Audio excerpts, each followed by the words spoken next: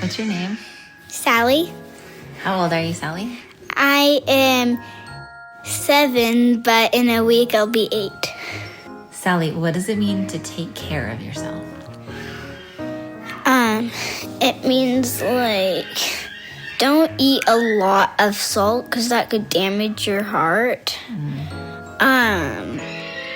Don't be rude to yourself or then you'll be sad or hurt.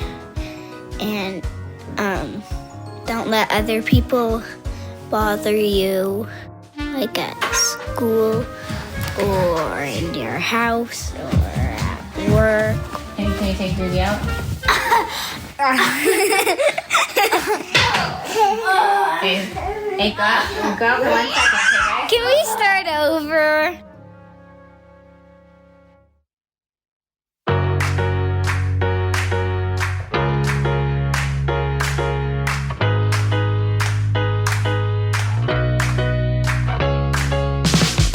Welcome to The Lisa Show, where we take a good look at life.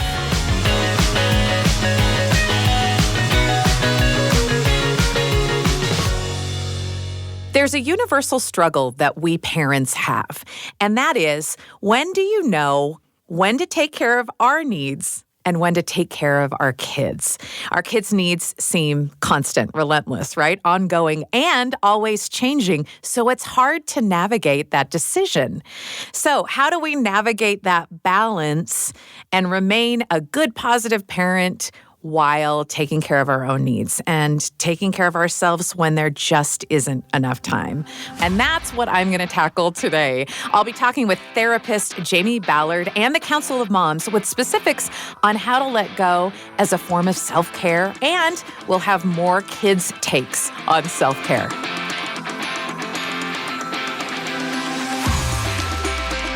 I had a long conversation with therapist Jaime Ballard that I really enjoyed, and I love how she shared specifics on how to preemptively let go of that mom guilt and set her own self up for success. My husband and I spend 10 minutes every day with our kids that we call special time. They get to choose what we do, and it's just 10 minutes focused completely on them. And sometimes with my daughter, that means that we just watch her build Legos for 10 minutes. That's what she wants us to do. Oh, man, I'd have to practice build up to that. Like, don't roll my eyes, don't roll my eyes. Oh, exactly. Okay. And we started that for the kids, but that's been really powerful self-care for me because it's intentional, mindful time with my kids. I almost always end up really enjoying it. It's actually really sweet. Yeah. Later on in the day, when my mom guilt kicks in, I can just remind myself, I did 10 minutes of mindful time with my kids. I've at least got that today, you know? Yeah. So that's been powerful for me. Have you, as your children get older, have you discovered their sort of self-care like moments or what they're good at? And how do you sort of encourage them to do that at that age? Yeah. One of the things, we've done this as part of a Monday night family night, a family home evening. We have practiced different kinds of self-care. It's always best to practice those when you're not upset. It's really hard to learn something new when you're upset, so you have to learn it when you're calm. And so we've practiced a lot of different things. We've practiced being mindful, listening for 5 sounds that you can hear around you. We've practiced different deep breathing techniques, things like that. But our kids definitely have very different styles. My daughter is very tactile, physical. She wants a hug most of the time, and that will help her to calm down. My son is very rational, and he wants to have a cognitive way of dealing with things. If he has nightmares, he wants 3 things that he can think of to try to work through. Here in Minnesota, the schools have also really been working on having more self-care and self-calming tips in the school. And so we've also been working on reinforcing those. And actually this weekend while we were sick, my daughter hates taking medicine, hates it. It's really rough. So in the middle of our last half hour crying episode over taking this medicine, she stopped and started doing finger breathing, where you breathe in while you trace up your finger and you breathe out while you breathe down. And it was really beautiful that she had learned that and she could think of it and use it. And that wasn't me, that was her teacher, but I can reinforce it and say, this is so cool that you know how to do this, and look how much calmer you are now that you've done it. Oh, I do love that. Like something, again, that's like practical. What do you think it means to take care of yourself? Feed yourself like every day. Don't eat too much meat. Drink smoothies. Okay. Get enough sleep. Parkour. Going outside and jumping on the tramp and running around.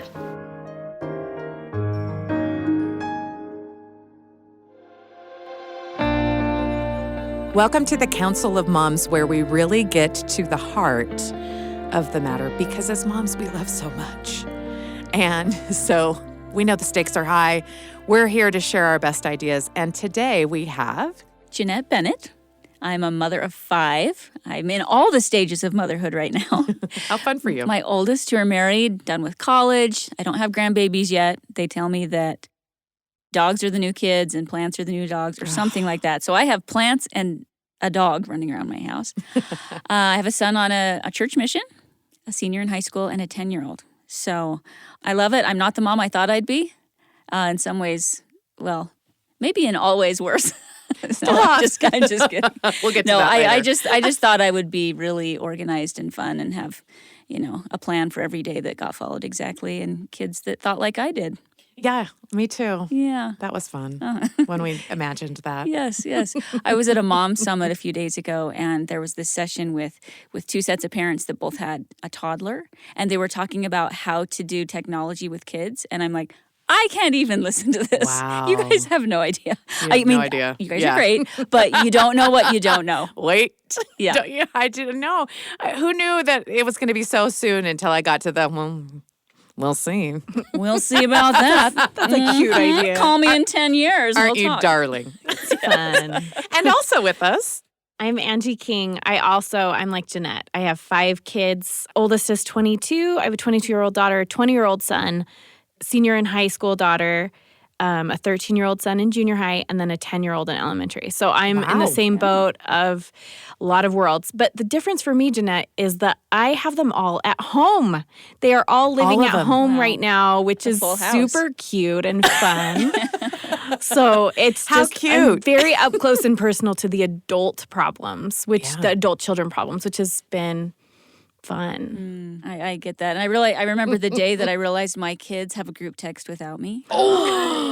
and you know they do, because we have one without our parents. Exactly. But not us. We're the cool parents. So I'm like, what are they What do you saying? say? What do you guys say? What are you saying Have you about ever me over asked there? your kids that, though? I've asked my kids, so when you guys talk about me as a mom and parenting, what do you guys say? What do you tease? And they look at me like, are you kidding?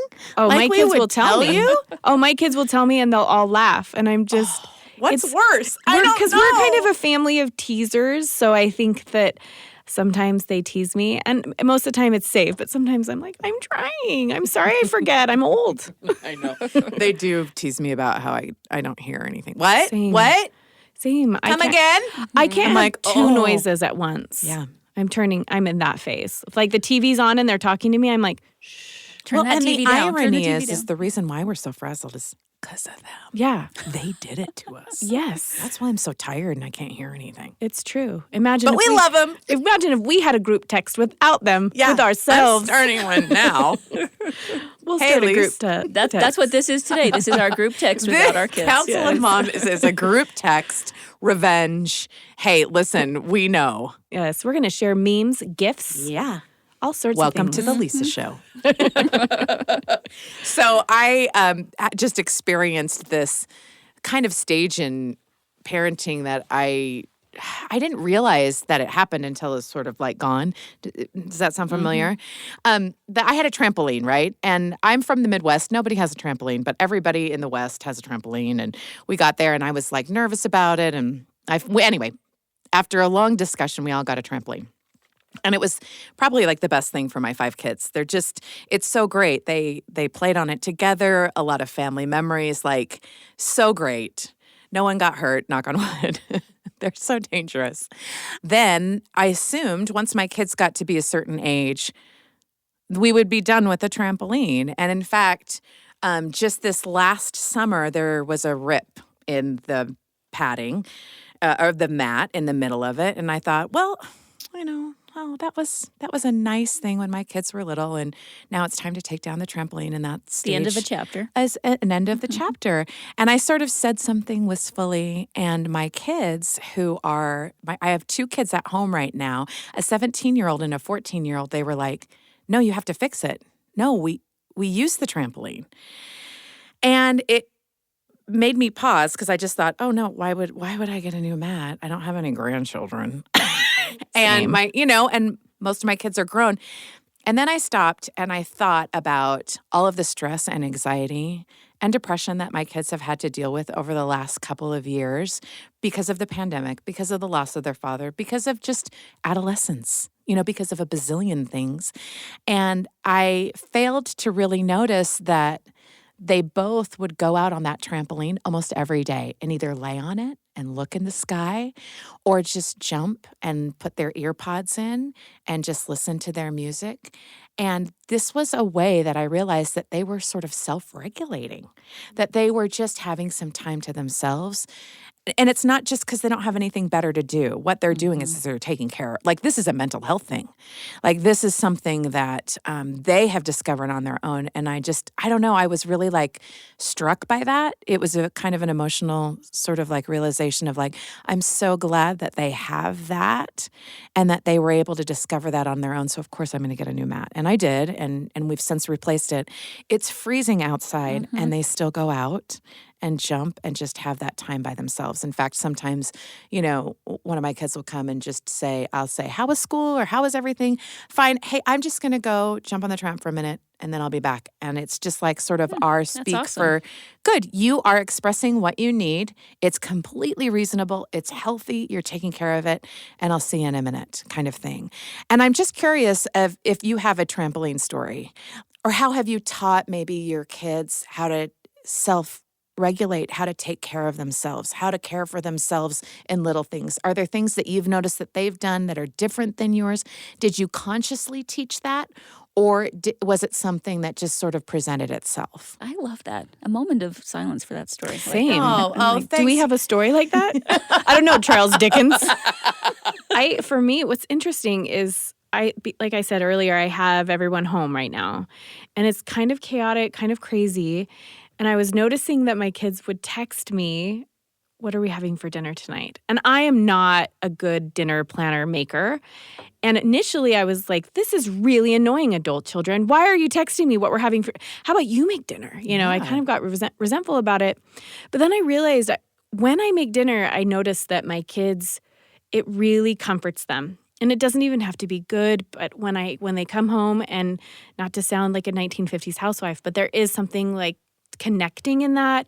It's time we spend together. And I'm not super great at it. It's just something I've been doing this last month. I've been trying really hard to just create some kind of meal plan. Even if they're coming in and out, there's something there that's home and homemade, healthy-ish.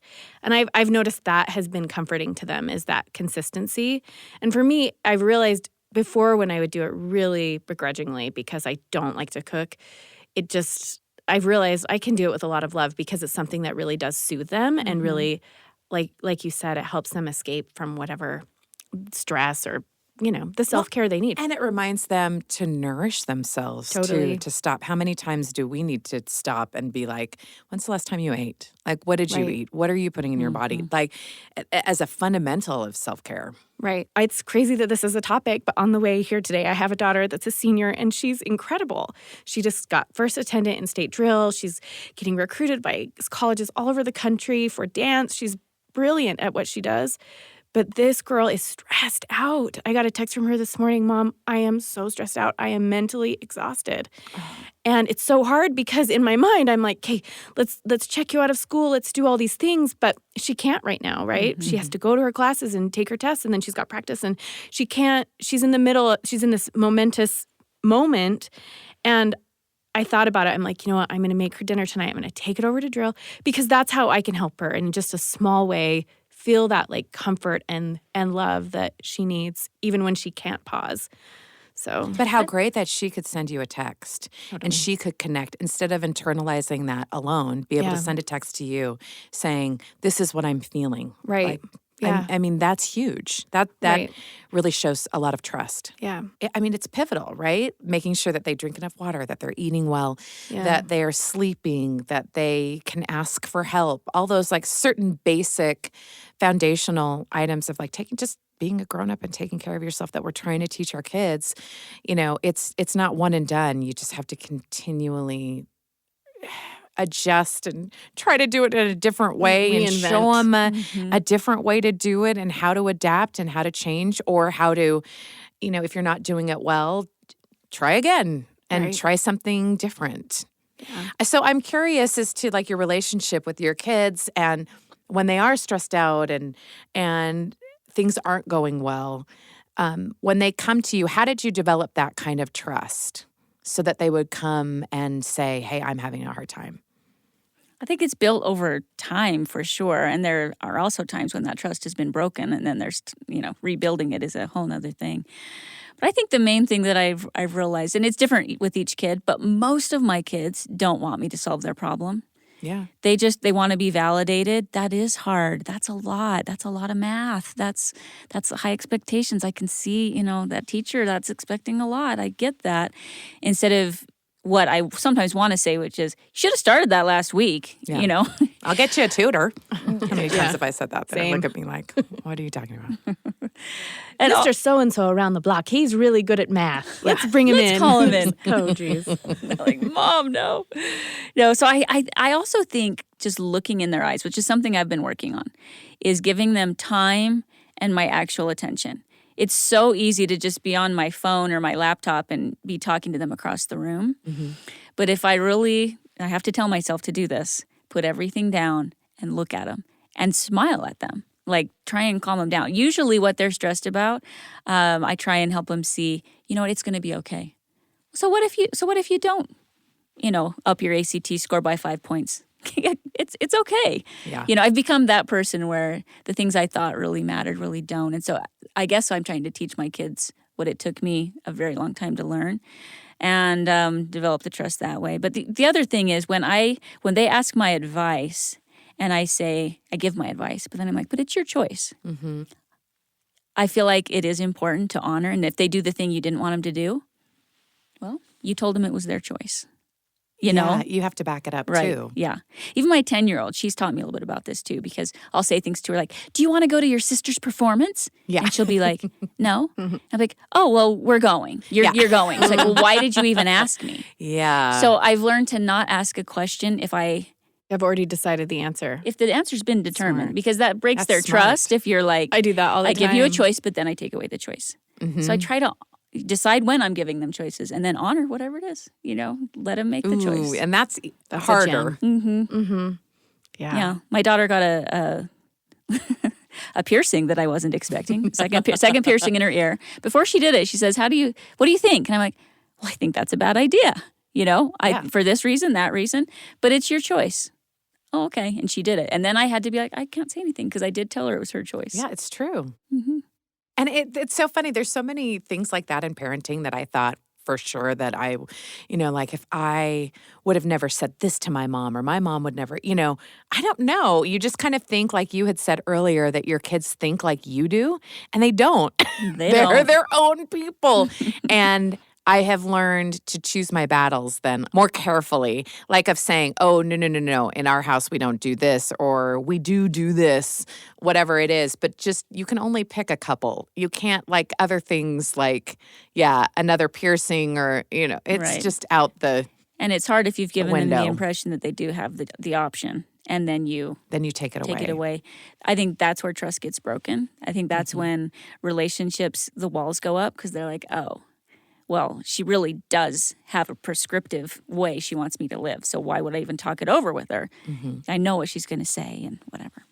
Yeah. Yeah. Yeah. It's hard. I think trust is really hard to build with your kids. I think to develop a culture of just unconditional love, as hard as that can be sometimes. So it really struck me with my kids. Am I showing them, am I a safe place? Will I love them no matter what? And I think I've tried really hard, but there are times when your kids will tell you something and you're like, you got a second piercing. You're so dumb. Why did you do this? Instead of just, that's a choice, I don't know. It's really hard. Well, It's and then really when they hard. don't live in your house and they're adults and they go on and they make choices about how to live their life and do things that you taught them not to, or they don't do things that you taught them to do. I mean, that's universal, right? With every parent-child relationship. Then what your reaction is, then I think completely determines whether they'll come to you if they're having a hard time. Well, I think another thing we can do too to build trust, this happened this weekend, is sometimes, I don't know if your kids come to you and say, I have this friend and this friend, this happened with this friend. Oh, yeah. Whatever. I think sometimes they're really watching for our reactions. 100%. And this weekend, my oldest daughter was telling me something, a problem, an issue one of her friends was having, a pretty serious issue one of her girlfriends was having. And I sincerely said this and meant it, but my daughter said she called me because she can't call her mom. And I'm like, Bella, she should absolutely call her mom because her mom loves her. Her mom will help her. Her mom will do what needs to be done. She knows her daughter the very best. Yeah. And I'm glad she can go to you and talk to you, and I hope you can provide comfort and good advice. But I hope she knows, I hope you tell her that her mom loves her and that her mom will talk to her. And then I said, and then if her mom isn't nice, then she can call me because, That's right? cool. I think they're waiting. I think they're watching too. sometimes to see how we'll react. I think they also, when they tell us something in confidence, it's so essential we keep that confidence. If they find out that we've told, our spouse, even if we weren't supposed to, or their siblings or our friends, and then they hear it somewhere else, that betrays trust. Agreed. And I also feel like it's important for us, and sometimes this is hard, but to not tell one of the kids about the sibling, either how you're feeling about the sibling, if you're upset, or something that they are struggling with or whatever. But if you keep those confidences, I think that group text they have without us will be kinder. I agree. I think that's so wise because I've That's made that true. mistake before. Just confiding in one kid about the other kid. Sophie's and you called me shouldn't- 12 times today. She's so needy. And then later on, she'll be arguing with the sibling I told that to. Mom thinks you're so needy. And Yeah. you're like, dang it. Why did I say that? Because it's true. I did say that. Yeah, and you just can never take it back. Then it's always like in the back of their mind. And not that we have to always, be perfect. And we're going to make mistakes and things like that. But I do think that confidence is important. It's Yes. interesting because also they're on different developmental, ages. I remember one of my younger kids came to me and said, why didn't you ever tell me about that?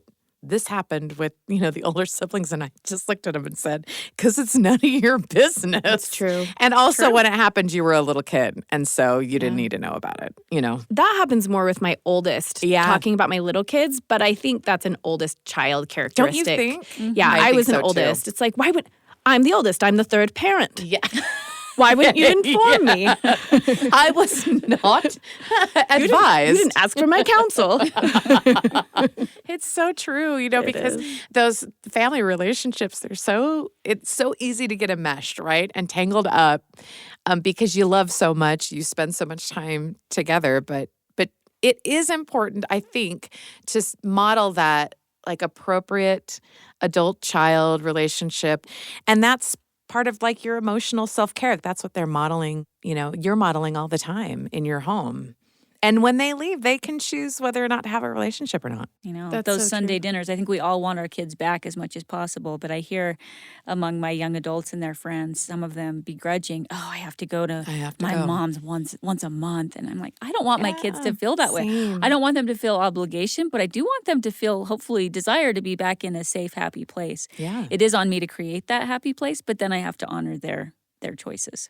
Agency, I feel like as parents, we have this notion that like we can take away their agency, but we didn't give them their agency. Yeah. You know, a higher being gave them their agency. So that's above our abilities actually to control their agency.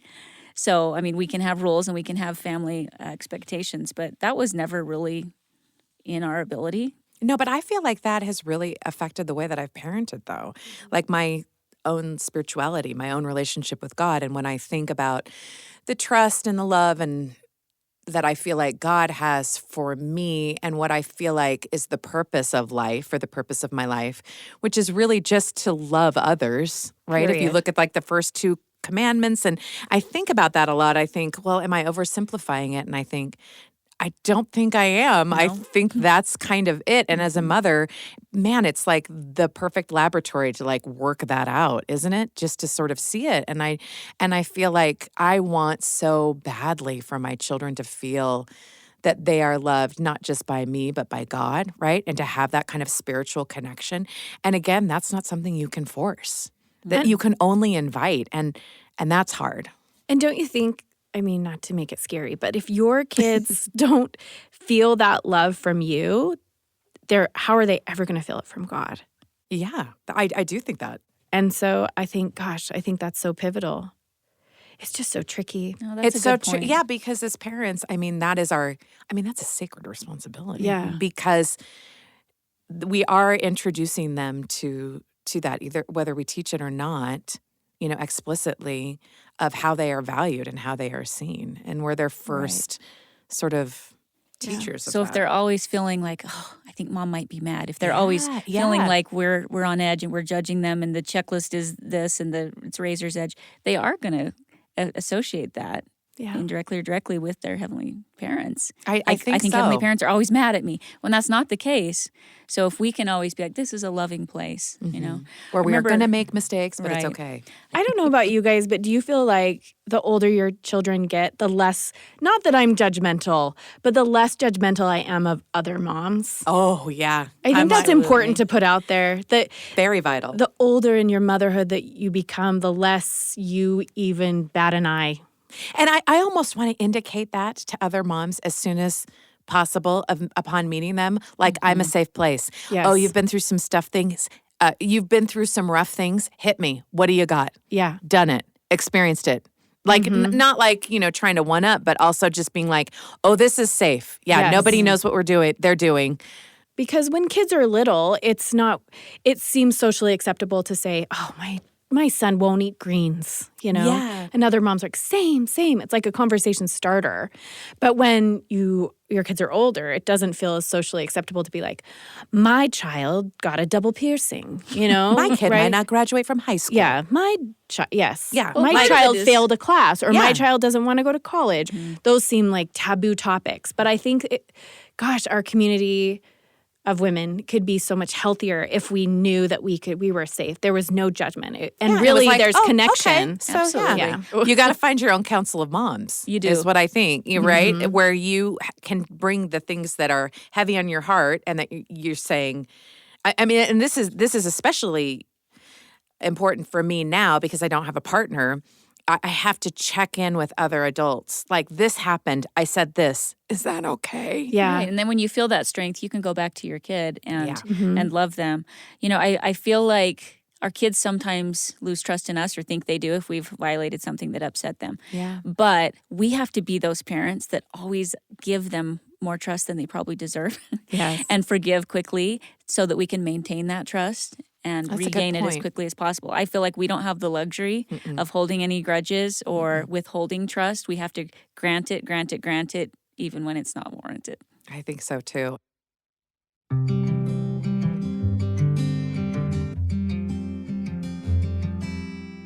We've had a lot of discussions just sort of with parents with kids that are like ready to launch or have launched. And the feelings of, I think that most parents have of, oh, it's just like, have I taught them everything? It's just overwhelming, right? And it makes you really like reflective of what you do before that kind of happens. So just to give you a little bit of background, we've been having these conversations about how you balance sort of trust so that your kids will come to you and talk to you when they have a mental health need or, a concern, whatever it is, and how you balance like, hey, I trust you, but also enabling sort of parameters or rules and boundaries. And especially when you're dealing with like teaching them how to take care of themselves, knowing that they're so close to just sort of being on their own. I guess my question is that how do you balance sort of that trust and those enabling sort of parameters as your kids get older? Oh, that's a great question. And I'll say that what you've just talked about is completely precisely backed up by the research, that parents who can monitor their kids, be watching what their kids are doing, but also are building their responsibility, that is really powerful in helping kids be set up for success. That is a tricky balance, and one of the ways that we can make sure that we're following some good guidelines is really thinking about what is my job as a parent. Mm-hmm. And one of the things that is always our job is being available to our kids to talk about what they're going through. Even if it's something that we counseled them against and tried to set up boundaries so that they wouldn't do, still being available to talk with them about what's going on for them. That is one of the ways that we always keep that door open. Yeah. And if I teach them now that we will be ready to talk with them when they make mistakes, that they're still going to have to deal with the consequences, but we still love them and we're still here to process, then that is going to scale up to when they're experimenting with drugs or making any other choices that have bigger consequences. Absolutely. I like that concept, scale up. Taking care of yourself means I don't take drugs. With blue pants and with unicorns. I don't eat bad foods. I don't have too much sugar sometimes, and I'm just trying to keep my body in good shape by working out and that stuff. And with Q-tips. That's all I can think of.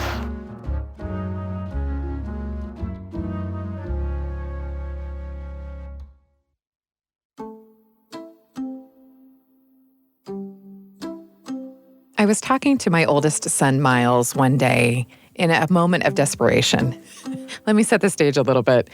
I was really frustrated because I tried earlier to get him to care a little bit more about his grades by telling him about closed doors. This is a favorite speech of mine, where if my kids are doing something that I feel like is a mistake, I think, no, you just don't want to close any doors to your future. You want to leave all of the doors open, all the possibilities. You don't want to negate your ability to apply for something like a scholarship or a school or a program or any kind of opportunity that you might not even foresee because you didn't get good grades, right? That's my open door rant that I really like. And that hadn't worked, but I was looking at this kid, and he's so kind, and it wasn't done out of like, I don't care, you can't tell me what to do. It was just, I don't care about this as much as you do, and I want to be respectful, but I don't understand where you're coming from kind of conversation, which is a different kind of conversation to have with your kid than, just a yelling one. And so I took a deep breath and I thought, okay, I'm going to approach this from a different point of view. So what do you want? How do you want to live your life? Who are you surrounded by? What are you doing in the future? What do you spend your days doing? If you can dream, because I thought if he has a dream and it seems concrete, if it seems like it's something that he can achieve and it's based on what he wants, then maybe I can find a connection about how grades will be connected to this dream. And he thought for a second, and And we were being really honest with each other. And like I said, it wasn't heated or anything. And he just explained, I just want to live in a cabin in the woods with a stack of books and just have it be quiet and just, earn enough to live on, but just live a simple, quiet life. I mean, I would see my friends and family when I want to, but, kind of on my own terms. But like, wouldn't that be just so wonderful just to have just a little modest cabin in the woods and just be able to read your stack of books all day if you wanted to? Did sound like a nice life, but so different than the life I want and then the life I'm living. I mean, I thought, I'm trying to make a connection here. Yes, I want elements of that life. Like I want to read all the books I want to, and I want a nice, cozy little home, and I just had to pause. Now, and I think it's okay to feel uncomfortable that our kids want something we don't want, or don't want the same things that we do. And I don't think we should expect our kids to validate our own life choices. It's nice to have things in common with your kids, your spouse, your friends, but our differences do make things a little bit more interesting.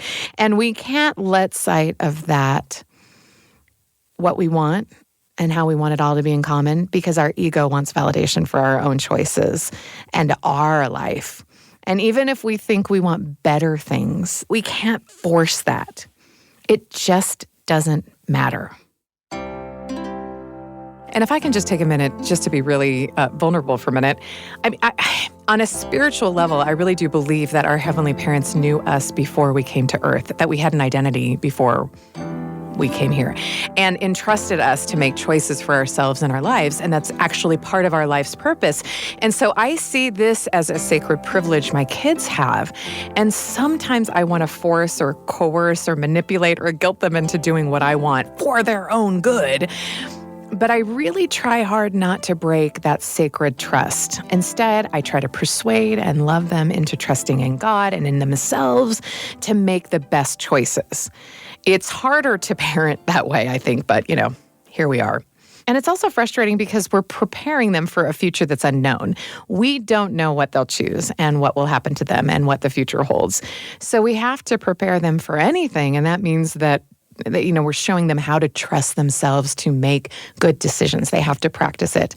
They can't learn that trust without us trusting them and showing them how to align their values and what they want with their life, their purpose, with, of course, enabling parameters, right, to keep them safe, because we really want them to learn to trust themselves. This is the paradox of self-care and parenting. Sometimes we think that in order to really take care of ourselves, we have to self-sacrifice to be a good parent, that somehow that this is a badge of honor or it proves that we're really taking care of our kids, when the opposite is true. We have to really nurture ourselves, and not just for our kids' sake, but for our own sake.